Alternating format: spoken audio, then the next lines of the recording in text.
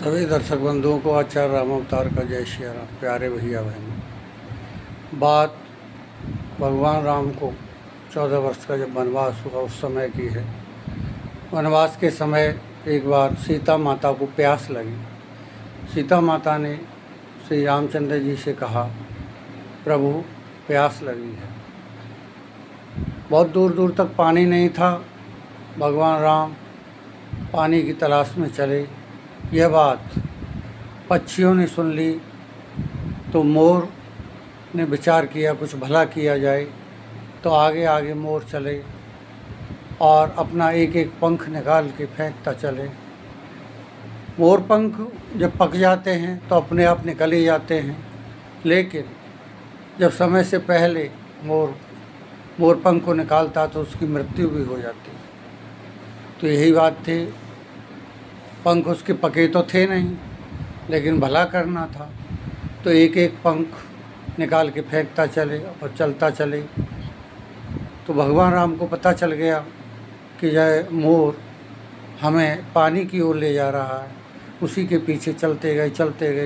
और एक घने जंगल में एक सरोवर मिला, उसमें निर्मल जल था। मोर जब पंख निकाल के फेंकता चल रहा था तो वहाँ सरोवर पर पहुँचा और उसने प्राण त्याग दिए। भगवान राम ने देखा कि मेरे खातिर इसने अपने प्राण त्याग दिए। भगवान राम ने ध्यान किया और उस मोर को जीवित कर दिया।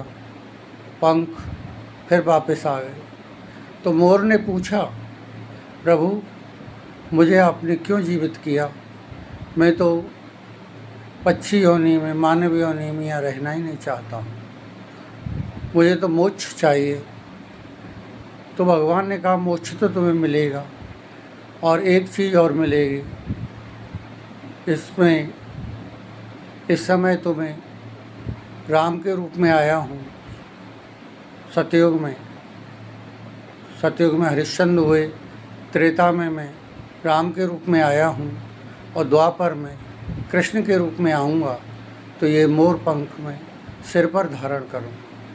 ऐसे हैं अपने भगवान, जो भगवान की सेवा में लगते हैं उनका मोक्ष हो जाता है। कोई भगवान की सेवा में लगकर तो देखे। तो प्यारे भैया बहनों, आज की वीडियो से हमें यही शिक्षा ग्रहण करनी है कि सेवा कार्य ये महान है। सेवा कार्य करने से भगवान की प्राप्ति होती है, मोक्ष की प्राप्ति होती है।